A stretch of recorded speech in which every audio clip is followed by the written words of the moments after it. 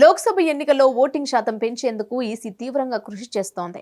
ప్రముఖులను brand అంబాసిడర్లుగా నియమిస్తోంది. ఈ క్రమంలో బాలీవుడ్ నటుడు ఆయుష్మాన్ ఖురాన్ కు భారత ఎన్నికల సంఘం కీలక బాధ్యతలను అప్పగించింది. యువ ఓటర్లను చైతన్యవంతులను చేసేందుకు ఆయనను యూత్ ఐకాన్ గా ఎన్నికల కమిషన్ నియమించింది. ఈ మేరకు కీలక ప్రకటన విడుదల చేస్తుంది. అలాగే ఈసీ తమ అధికారిక యూట్యూబ్ ఎక్స్ ఖాతాలో ఓ వీడియోను పోస్ట్ చేసింది. ఈ వీడియోలో ఆయుష్మాన్ ఖురానా దేశ ప్రజలకు ఓటు వేయాలని కోరుతూ ప్రజలకు విజ్ఞప్తి చేశారు. 2024 లోక్సభ ఎన్నికలను దృష్టిలో ఉంచుకొని ఓటింగ్ ను ప్రోత్సహించడానికి ఎన్నికల కమిషన్ ప్రతి ఏటా కొంతమంది సినీ నటులకు యూత్ ఐకాన్ గా బాధ్యతలను అప్పగిస్తోంది. ఈసారి ఆయుష్మాన్ ఖురానాకు ఈ పెద్ద అవకాశం దక్కింది. దీనిలో భాగంగా ఏప్రిల్ 3వ తేదీన తన అధికారిక ఎక్స్ ఖాతాలో అతడు ఓ వీడియోను పంచుకున్నాడు. ఈ వీడియోలో ఆయుష్మాన్ ఖురానా సార్వత్రిక ఎన్నికల్లో ఓటు వేయాలని దేశ ప్రజలకు ప్రత్యేకంగా విజ్ఞప్తి చేశారు.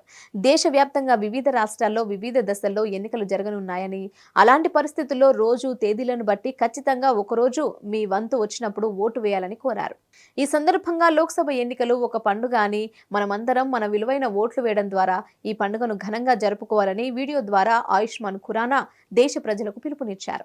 ఇక ఆయుష్మాన్ కు ఈ కీలక బాధ్యత దక్కడంతో ఆయన పలు చిత్రాల్లో పోషించిన సోషల్ మెసేజ్లతో కూడిన పాత్రలు కూడా కారణమని చెప్పాలి.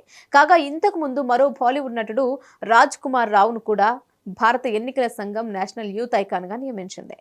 ఆయుష్మాన్ ఖురానా చివరిగా డ్రీమ్ గర్ల్ 2 అనే ప్రాజెక్ట్తో ప్రేక్షకుల ముందుకొచ్చారు.